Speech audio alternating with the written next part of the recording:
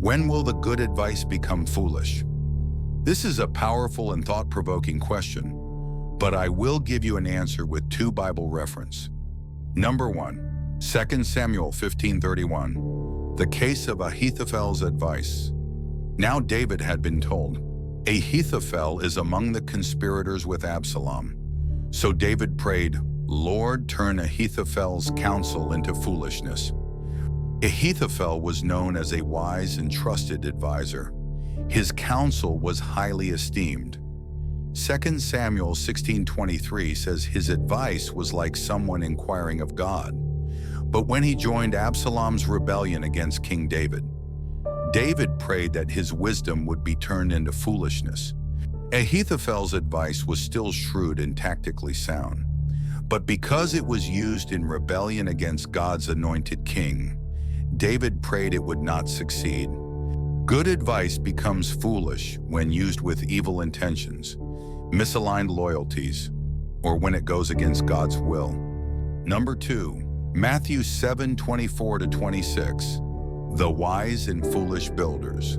Therefore, everyone who hears these words of mine and puts them into practice is like a wise man who built his house on the rock. But everyone who hears these words of mine and does not put them into practice is like a foolish man who built his house on sand. Jesus concludes a Sermon on the Mount with this parable.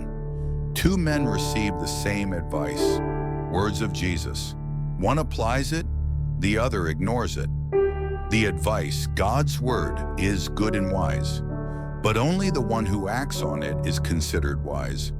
The same advice becomes foolish to the one who hears but does not apply it.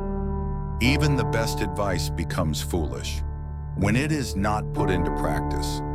Good advice becomes foolish when 1. It is used with wrong motives or in rebellion. 2. It is heard but not obeyed or acted upon. 3. It is applied without discernment, timing, or alignment with God's will.